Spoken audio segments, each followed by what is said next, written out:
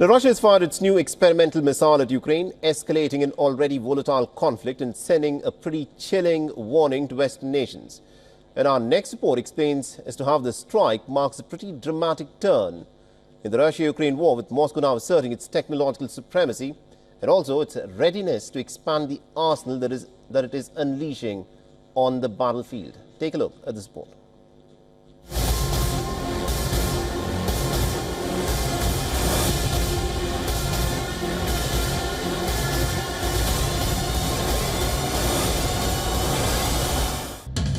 The scenes look unreal. Fire raining down from the skies. This is the moment when Russia unleashed its most advanced arsenal over Ukraine. Multiple explosions hit a wide area of Dnipro. Ukraine quickly accused Russia of firing an intercontinental ballistic missile, or ICBM, a claim that sent shockwaves through the international community.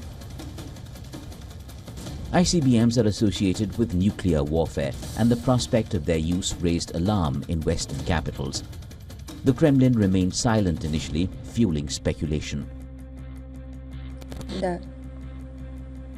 Hello.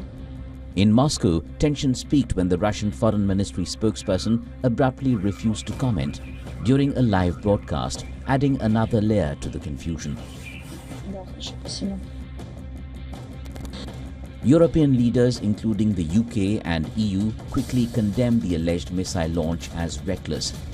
Across the Atlantic, the US struck a more cautious tone, stating that there was no evidence of an ICBM launch. Confusion deepened, and fears mounted that Russia might be preparing for a nuclear escalation. Amid the uncertainty, high-level phone calls between Moscow and Washington attempted to ease tensions. In terms of notifications to the United States was pre-notified briefly before the launch through nuclear risk reduction channels. For more, I'd refer you to state on that. Then President Vladimir Putin entered the picture. In a nationwide address, he revealed that the missile was not an ICBM, but the Oreshnik, which means a hazelnut tree in Russian. Putin's message was a chilling warning to the West. Why without fear? Because there are no means to counteract such weapons today. The missiles attack targets at a speed of 10 Machs. This is 2.5 to 3 kilometers per second. The modern air defense systems in the world and the anti-missile defenses created by the Americans in Europe do not intercept such missiles. This is excluded. This warning comes after Ukraine unleashed American ATACMS and British Storm Shadow missiles inside Russian territory, marking a significant escalation in the conflict. This dual missile strike came after the Biden administration lifted restrictions on Ukraine's use of Western-supplied missiles against Russian targets. Experts warn that while the immediate military impact of Russia's new intermediate-range missiles might be limited, its symbolic significance cannot be understated. The launch coincides with Russia's revised nuclear doctrine, which many analysts interpret as lowering the threshold for nuclear weapon deployment.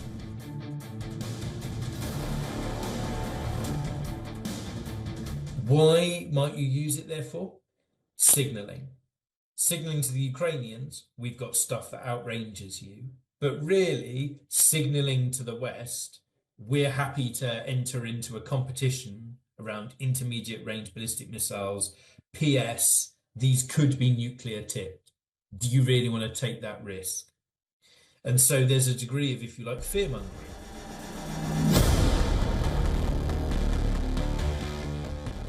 Clearly, the dangers of miscalculations are growing. Moscow asserts that it is doing everything to avert a nuclear war. The situation underscores the growing unpredictability of the conflict and the fragile balance of global security. Bureau Report, WION World is One.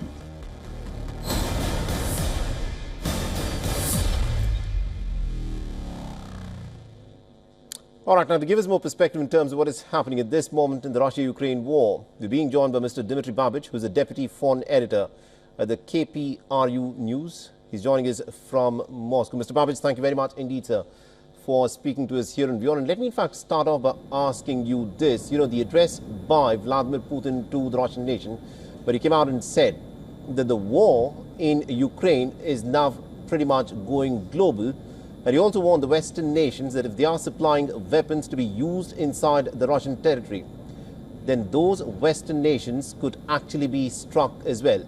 Do you think Vladimir Putin has the intention to strike any of these other Western NATO nations who are supplying weapons to Ukraine anytime in the near foreseeable future?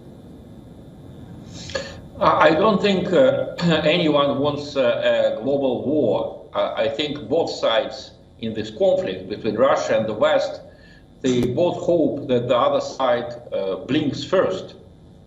So I don't think Putin has the intention to strike any country in the West, and culturally Russia feels a strong affinity to West European nations and also to the United States. We have more than millions of our people living in the United States. So Putin doesn't want a global war.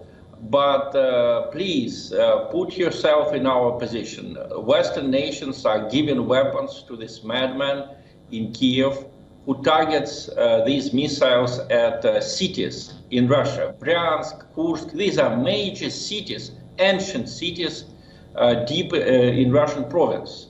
So how can Putin react? He tries to scare the West from doing this, to dissuade the West from crossing a very dangerous red line. Right. That is his message. Now, the Ukrainians have used the British-given Storm Shadow missiles and the American-supplied ATACMS. They've struck targets inside of the Russian territory. Now, tell us, this is a situation where the possibility of a miscalculation is very real. What do you think is the American calculation here? Why do you think they are looking for an escalation? What do you think the West hopes to derive out of it?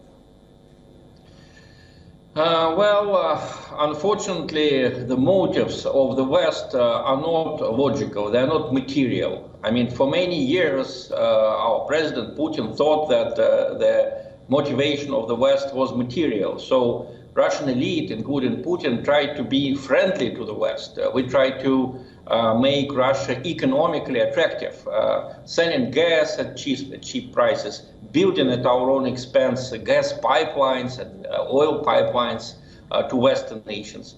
Now I think that the motivation of the West is ideological. They want their terrible ideology, gender ideology, this woke ideology. They wanted to win in the world. Right. And they view big countries such as Russia and China as major impediments. So as any totalitarian ideology, this ideology is prone to adventurism. They think that they have the wisdom of the world in their minds, and for that reason they're sure right. We will blink first, and they will have Ukraine winning this war. Even if you consider Russia an aggressor, I don't consider Russia an aggressor, but even if you think so, imagine what would happen if after the United States made an aggression against Iraq or against Libya, some other country would sell missiles to hit US territory. And it would hit it several times with thousands of people dead. What would be the reaction? The world would be, exploding in flames. I think everyone understands. The same story with Russia. All right, I think you've made your point there. We're completely out of time. Thank you very much indeed, Mr. Dmitry Babich, for joining us and getting us that perspective there. For all the latest news, download the WION app and subscribe to our YouTube channel.